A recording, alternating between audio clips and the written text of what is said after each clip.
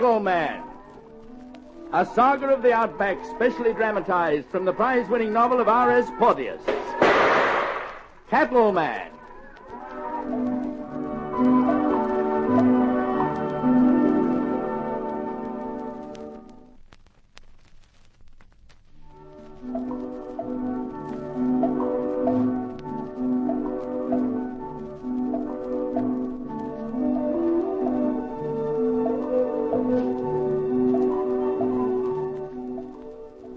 Anne had come home to Coolabah with her sister Judith, much to Dan Clancy's dismay.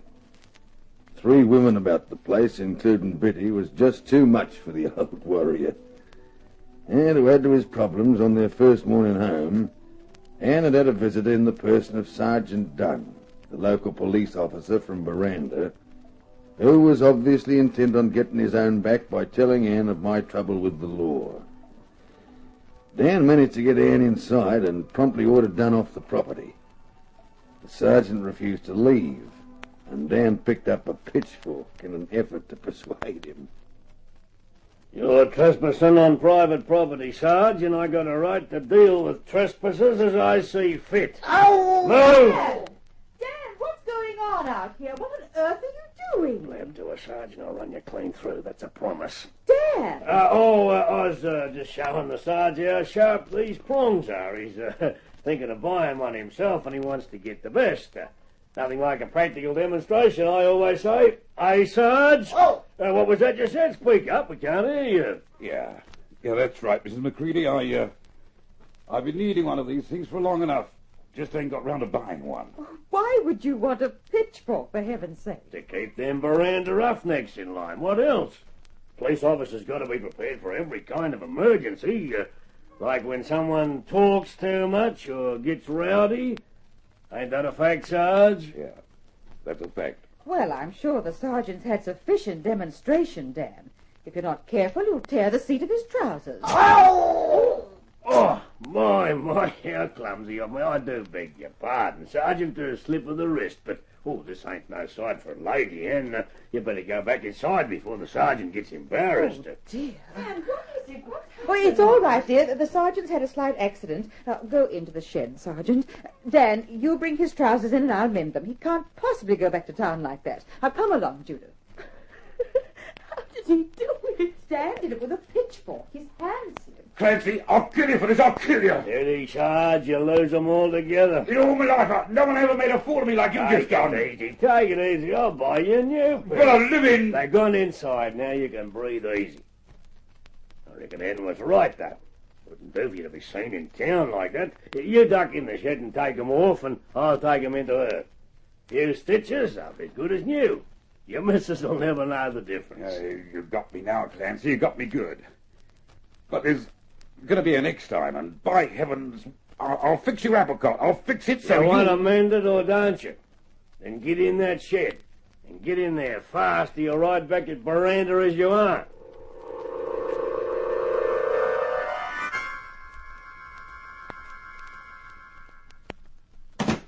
Dan? One pair of trousers. You did that on purpose. On purpose? Rip the sergeant's trousers? Now, why would I do a thing like that? That's what I want to know. You have some explaining to do, Mr. Clancy. Well, it was an accident. I never would have believed them prongs were so sharp. By the look of him, I'd say you certainly proved your point. It's no laughing matter, Judith. The sergeant was about to tell me something to do with Ben. And that's when you called me into the house. We can talk about it later. If you don't get a move on with them trousers, the poor bloke might catch a chill. Then he'd really have something to complain about.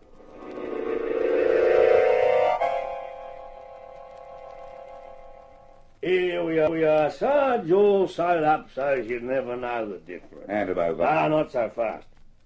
Before I do, I'm going to need some guarantee that you won't go straight back into the house and spill the beans. You can't stop me telling her. Nothing you can do is going to... You want to bet? I have here a piece of paper. You're going to do some writing on it. Then you're going to sign your name at the bottom. And when it's done, you get your trousers back and not before. You know, this puts me in mind of something that happened a long time ago involving a pair of trousers. They belong to our old pal de Lacy, and he never stopped to argue about nothing. Clancy, I warn You've you. got 2 minutes to write what I tell you. If not, there's going to be another accident. These trousers is accidentally going to catch on fire. So let's get started, eh? Put the date on top. I ain't writing nothing. I, Sergeant Bob Dunn of Veranda, admit full responsibility for... Better hurry it up, Sarge. Your time's running out. No. Listen, Clancy, Full responsibility for not having personally checked to see that the way bill I issued Ben McCready, granting him permission to ship 350 head of Coolabah stock to the New South Wales border, was in order. You got that? Even if it meant saving my life. Your life won't be worth living if you ride back into Veranda without your trousers, Sarge. You'll be the laughing stock of the territory. And what'll I be if I write down a thing like that? Out of a job, that's what. Well, there's no reason why anyone should ever see it. Just so long as you keep your yap shut about Ben.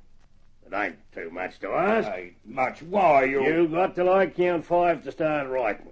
1, Clancy, I'll give you me word I won't say nothing. 2, I won't come near the place again 3, Look, I swear to you I... 4.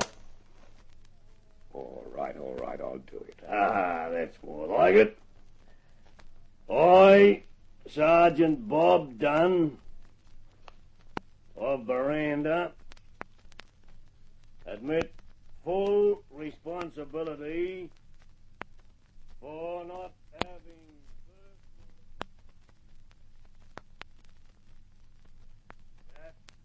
The above is true in every detail. Then sign your name to it. What was that last bit again? I solemnly swear that the above is true in every detail. Ah, now your signature. Yeah, I reckon that should do it. I'll just put this safely away. And here's your trousers. I've heard a lot of stories about you, Clancy. Most of them I never believed till now. There's one thing you can believe, Sarge. When I make a deal, I stick to it. Now, there's no reason there should be any hard feelings over this. I promised Ben I'd do my best to protect his interests, and that's all I'm doing. Dan, can I come in? Sure. The Sarge is respectable again now. Oh, Sergeant, I must apologize for Mr. Clancy. It was really too careless of him. That's all right, Mrs. McCready. Wasn't none of your doing? Before we were so rudely interrupted, you were going to tell me something about Ben. Oh, it was nothing important. Just about a way bill I made out for him a while back. I needn't bother you with it now. Mr. Clancy cleared things up. Are you sure there's nothing else? No, nothing.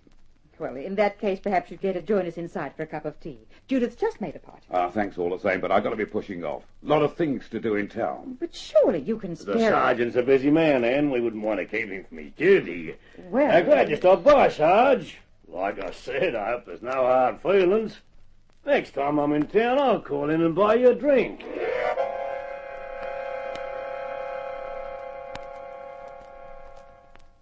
Oh, Dan, can you spare a minute? What's up? Have you forgotten? You promised me an explanation. Oh, yeah, that's right, so I did. Well? Well, there are certain things that don't bear too much talking about. Such as?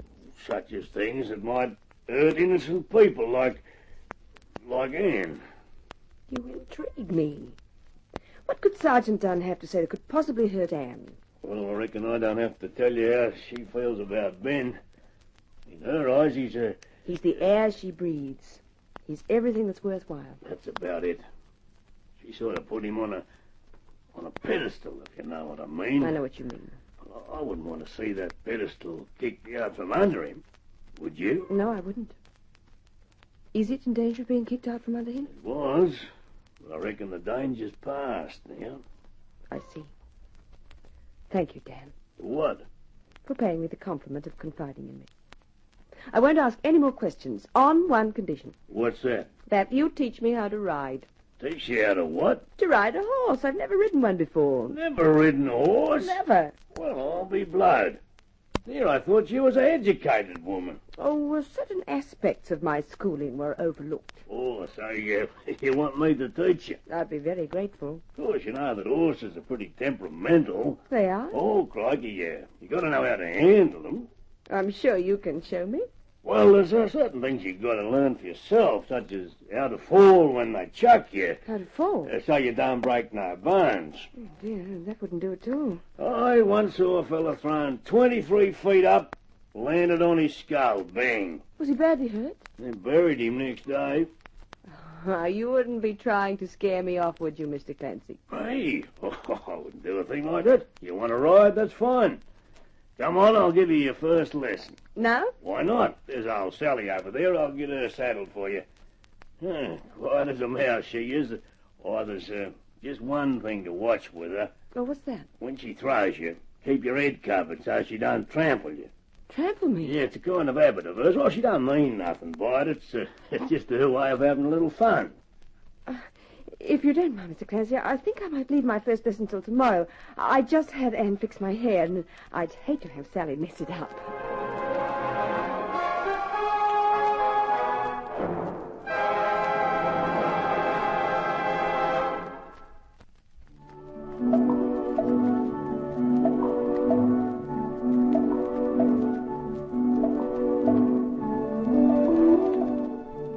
Dan had the situation well in hand at Coolabah. And on the other side of the world, me and Danny were facing another kind of situation. The one that was going to take a little longer to settle. Cattleman, a Grace Gibson radio production.